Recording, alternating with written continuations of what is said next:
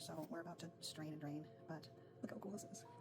This is almost 4 gallons of, it's my biggest pot yet. This is my biggest batch, and here is this big old cheese curd sitting in its way. And I think it's so cool. This is just where it's kind of breaking apart a little bit. So we're going to strain and drain here. I'm going to drain in the sink overnight after I've strained it off. I like to use this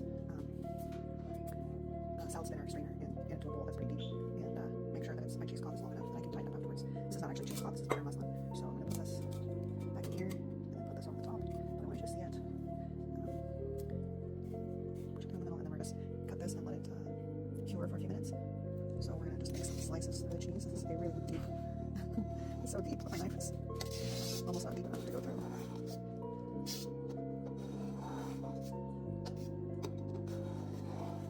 It's so cool. That's just a solid mass of cheese. So we're cutting it into essentially 1-inch cubes. And then we're going to let that sit in the whey for a few minutes. And the curd sort of cure, if you will. So that that whey is in contact with more of the curd.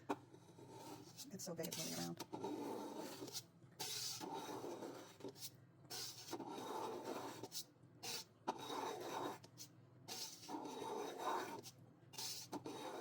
This is almost 4 gallons of fresh raw goat's milk that I milked from my goat, Jasmine.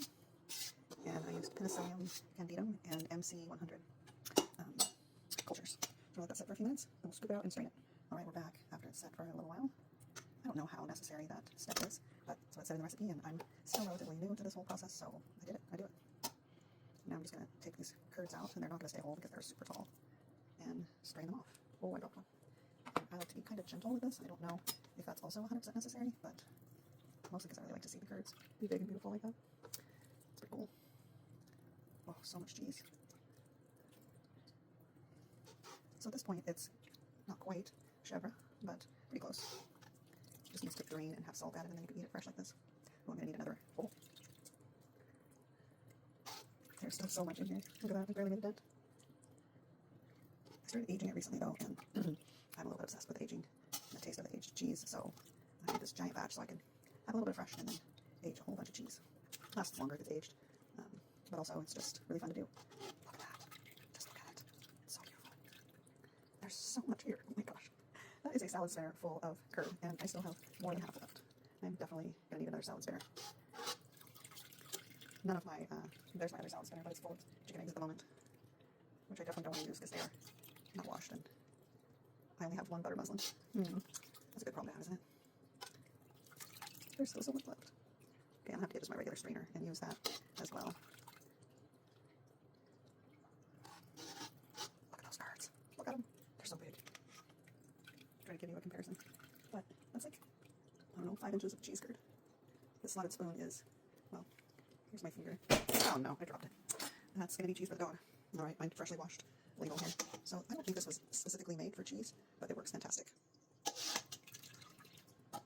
Okay, we are about as full as we're going to get here, so we're going to turn this off for a second. Alright, so what we're going to do, this has been draining for a few minutes. We're going to do next after a little bit more draining, we're going to gather up all these sides and make kind of a bag out of this, like so. And then I'm going to tie a knot and let it hang and drain overnight. So I've taken 2 of the 4 sides, tied them together, tied it over my drain, and you can hear it draining out here. And that's just going to keep the whey because I then make ricotta out of the whey, and then I use that second whey to fertilize my garden. Alright, well I couldn't find another butter muslin, so, and I really like the butter muslin a lot. It's way nicer than cheesecloth.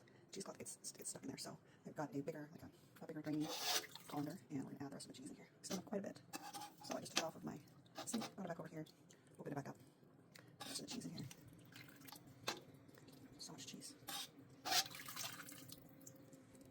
Okay, so I've separated some of the whey from the curds. Got 2 big bowls here, big bowls. I still have probably twice as much left, so this will make a great pot of ricotta, and I'll get probably a quart of ricotta cheese out of that. And I have all of this curds and whey draining over that giant pot that I had earlier because I ran out of room in the bowls.